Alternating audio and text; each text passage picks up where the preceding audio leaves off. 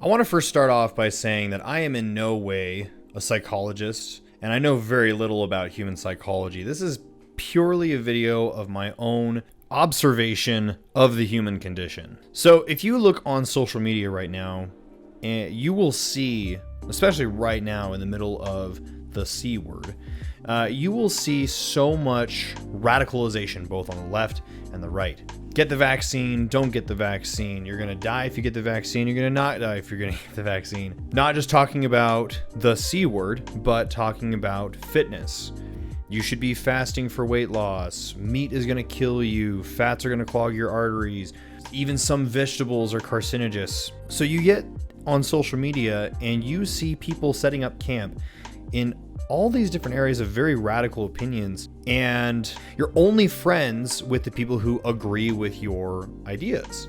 You're only friends, or you only follow the people who have the same opinion as you, and the people who don't have the same opinion, you end up blocking or completely cutting out of your life. So now we're just in this echo chamber of confirming your existing bias, whether it be right or wrong. And what this leads to is when you have someone who has an opposing view of you, you are dumbfounded. You are left thinking, oh my gosh, how can you be so blind? How can you be so stupid for believing this?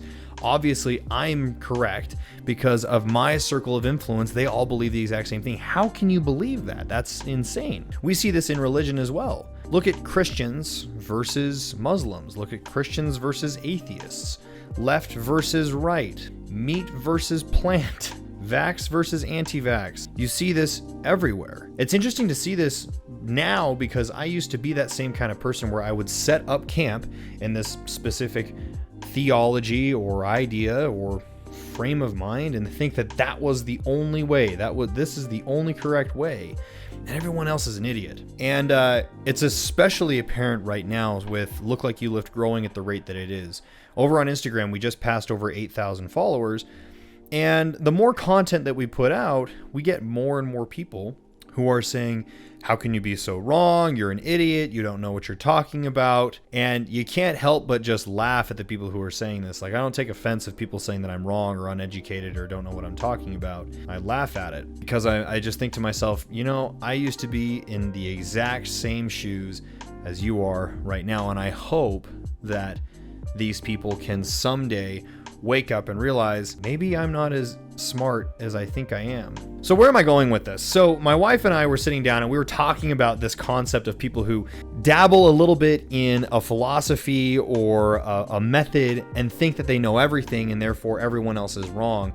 And like, what could this be called? I wouldn't call it ignorance. I wouldn't call it closed mind. Maybe I would, but there had to be like a different term or a concept of people who think that they know everything when they know very little. And we came to find out there's actually an entire, it's a common occurrence in humans, even like everybody has, and it's called the Dunning-Kruger effect. And I found this extremely fascinating. I've been looking into this a lot over the past couple days, and I thought I would share this with you. And it might be the answer to why we see so many people who are idiots or stupid, who are more confident in their opinions than the people who actually know what they're talking about. So this is essentially the graph that I'm talking about, is the Dunning-Kruger effect, right? So on this y-axis, you have someone who's extremely confident in what they are talking about, and then in the x-axis, you have someone who is competent. Okay, so your level of knowledge on the subject. So you may start here, and then you may start learning by reading a book or an extremely biased documentary, or following an individual, or just reading a Wikipedia article, and all of a sudden you know a little bit, but you're overly confident in your knowledge. And we call this the peak of Mount Stupid. And I want to make very clear, I know what Mount Stupid is because I was there several times. I'm probably there right now just talking about this subject, right? But the problem is a lot of people get stuck at Mount Stupid. They don't try to increase their knowledge on a subject.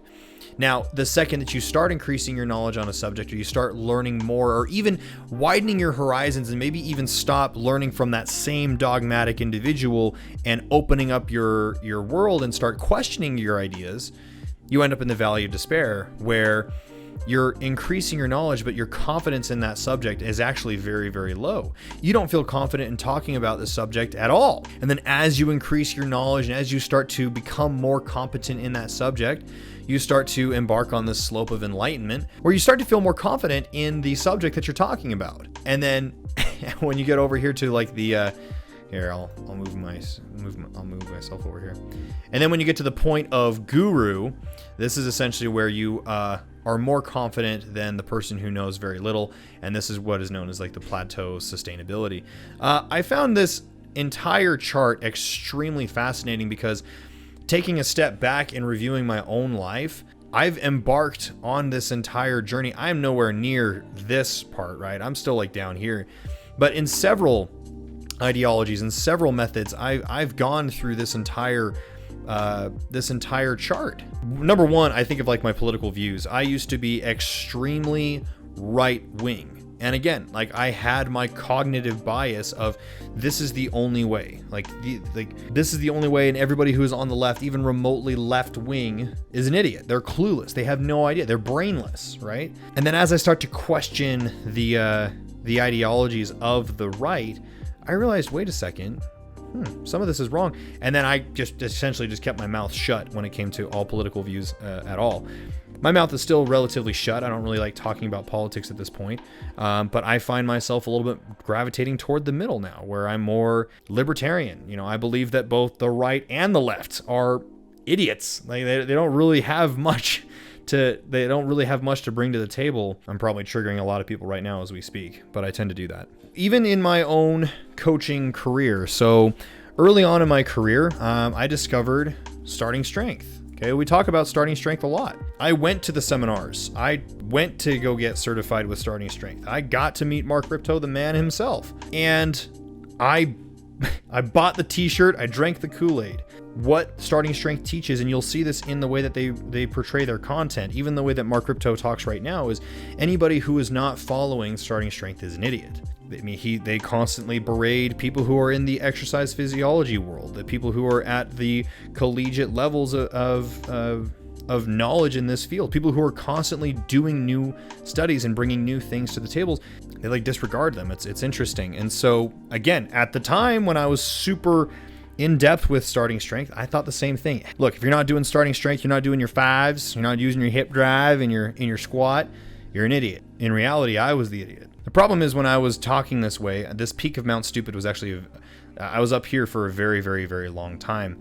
And it wasn't until I started interning underneath other coaches and actually learning more for myself and stopped reading some of the dogma and just this echo chamber that I'm talking about was when I was finally able to become more competent in the world of strength training, in the world of muscle building. And that's where essentially Look Like You Lift was born from. I think of dieting.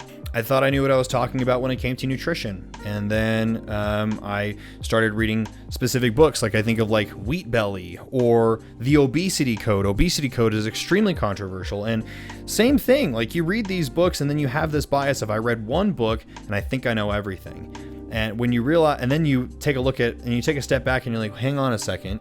There has to be a reason why there's so many other doctors who are saying different things than what Obesity Code portrays or what starting strength portrays. People who have dedicated their lives to these fields of studies. How can I possibly know more than these people from just reading one book or just watching one documentary? So I guess the message that I'm trying to get across here, guys, is social media has an awesome power where you can share your message, but sometimes you need to be very careful with your voice because you have the power to influence a lot of people. I myself have a lot of power to influence people, and so I have to be very careful with the way that I talk.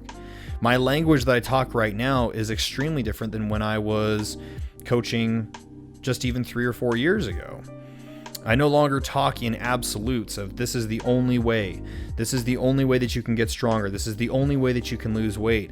Now the language is, how about we try finding the most optimal way to get stronger? How about we find the most optimal way to lose weight? And keeping your mind open to, hey, maybe there are other methods out there that are more effective than what we're using right now. I have personally found that my coaching experience, even just in my career, has become so much more enjoyable when I question and scrutinize the information that I'm both giving out and also gathering for my own portrayal. So, yeah, I guess the biggest thing that I'm trying to get across with this message is make sure that you're not on Mount Stupid before you start making claims, and make sure that you're not on Mount Stupid before you start calling other people stupid. You'd be surprised. And who knows, I might be on the peak of Mount Stupid right now just talking about this entire subject, because I only started learning about the Dunning-Kruger effect a couple days ago.